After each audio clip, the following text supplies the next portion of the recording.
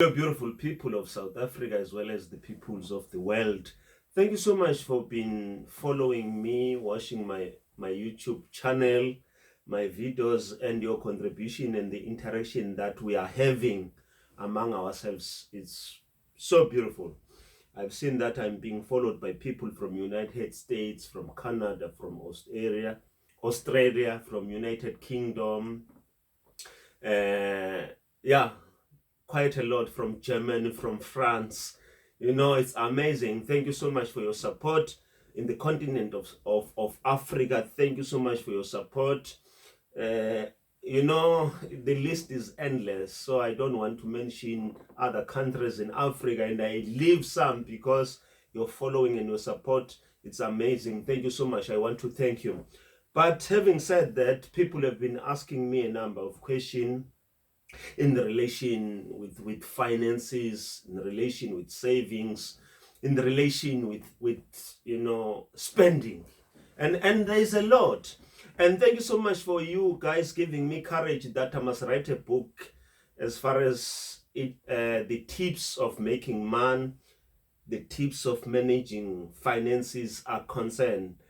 I am working on that. In fact, I'm almost done with that. So I am also, so excited and very much encouraged by the fact that I have managed to rise to that challenge and deliver something beautiful.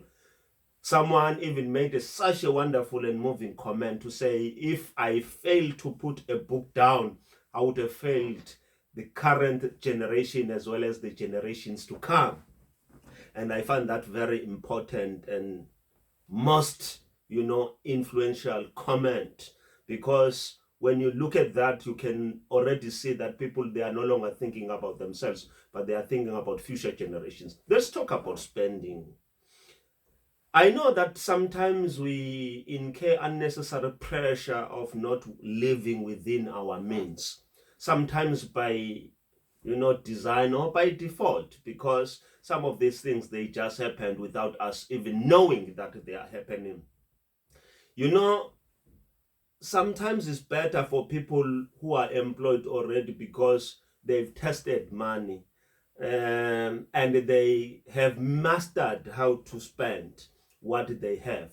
But for those who have been earned something or who are just earning something for now, it becomes sometimes difficult because of the pressure. Remember that I spoke about in one of the videos where I said we always find ourselves having so much pressure that we need to meet certain obligations. It's either from our families, from the society, or from our peers, because we want to be seen conforming into certain standards. We want some sense of belonging. And in the process of doing that, we then should change ourselves. Because once you do things because you want to please your friends, you want to please your family, you want to please the society, in the process of doing that, you might also be losing yourself. And this is the very tricky part and the sad part. Because if you would want to buy a car, because we have seen so and so that he has bought that particular car, it becomes a problem to you, because you might assume that you earn the same salary, but you may never know the other sources of income for other people. And that is a dangerous thing, to assume that you are on the same level, not knowing what the other person is doing. This then tells me that whatever decision that you do, particularly if it's a financial decision, you must have calculated and make sure that that decision is within your means, because anything that is outside your means is not healthy. It's not healthy for yourself, it's not healthy for your family, it's not healthy even for your well-being, because you will end up now going through depression. You will end up developing hatred for the people that you should be loving, because you will start hating people not because you just hate them, but because you find themselves becoming a burden upon you. It's like getting marriage, to get married when we have borrowed, with borrowed monies. It's not a right thing. It's not a right thing. It's something that we should not do. You must never get married because you had to borrow some money from so and so. You rather wait, you and your partner sit down and plan your marriage properly. Because let me tell you, the day of your marriage is just a single day. And once that is over, it will sit upon here on you, because you will be trying now to sort or pay the monies that we have borrowed. And when that happens, you will never enjoy the journey of being married. So I'm talking about spending. Spending needs to be the 90-10 formula that I have developed for myself and for my family. I think it works very well for me. To say you don't spend so much money bigger than what you are saving.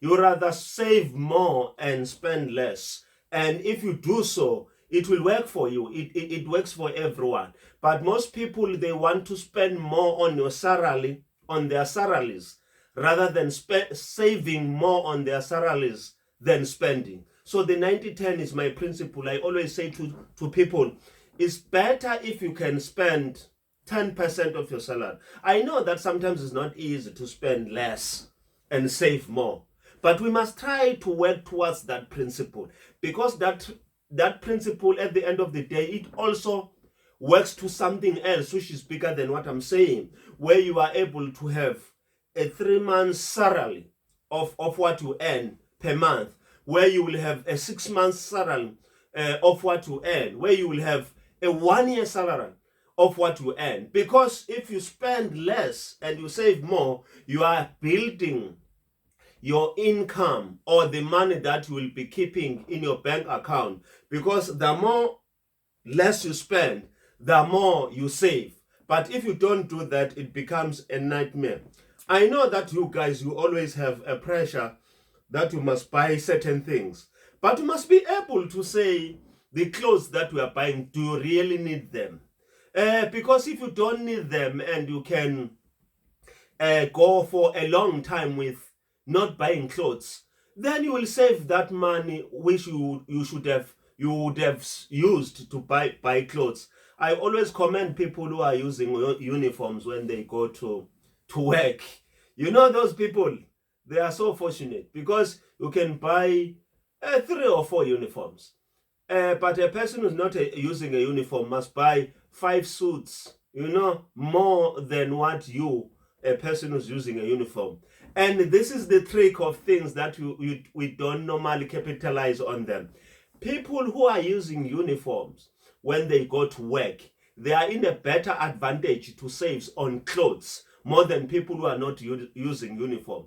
But they don't get that, or they don't use that to their advantage. They spend as if they are like the people who are not using uniform. Because the more those ones who are spending their money in buying clothes, because they use those clothes every week, in fact almost every day within a week. But it's different with you, because no one will ever say, why did you not change your uniform? You can change a uniform, but it does not mean you have to buy a new uniform, you know? So it means you can even do a competition among other people, which is a healthy competition, by the way, where they have to buy clothes because they have to change them on each and every day. But with you, why don't you use that to your advantage? To say, I am a nurse, I am a police, I am a security officer, or whatever trade that you are in, where you don't have to buy or to use different clothes, but you are using your same uniform, depending how many pair of uniforms that you will have, which is not a problem. But I'm saying I have discovered that most of you, they don't take advantage of that. There's so much that I can share with you, which I believe that you guys, you should be, anything that comes before you that will make you to do a cost saving mechanism, use it. Because and it's better when you are able to have a benchmark on what you are comparing yourselves against. For example, as I'm saying, a person who's using a uniform and a person who's not using a uniform, it's an easy way of making sure that you are going to spend less in buying clothes than a person who's using a uniform. Because people are saying, we earn so much, but we are spending more. No, there's no need. Some of the things that we are spending on them, you shouldn't be spending on them. Corona is giving us another opportunity to look at things differently. There were so many things that we were doing, parties, going to restaurants, going to certain areas. All those things were cut. And can you tell me that because those things were cut, we have managed to save the money that we have been using in those things? Some of you, there's no difference. You know why? Because whether those things they exist or they don't exist, you don't take an advantage that you are no longer using those things. You just spend that money on other things, which not necessarily you were spending on them prior Corona. And I'm saying this is the good time. It's not everything that is bad with the current times that we are in. There are certain things that will make us learn certain things out of this. And if we are sincere in the way we look at things, let me tell you, there is so much that when this thing passes, we will come out of it being different, being better people, because it has taught us a number of things. And some people, they are even saying the way funerals are being done, they've reduced the spending. Weddings, the way they are being done, have reduced the spending. What does that mean? It tells us that we can manage our lives differently as long as we are comfortable, it suits us. We don't have to please other people in order to belong, but we can do things in our own way, and we can do more and achieve even better. With those little words, I want to say, spend better. Choose what you are spending your money on, rather than just spending because you have money. It will never make you a better person. Thank you.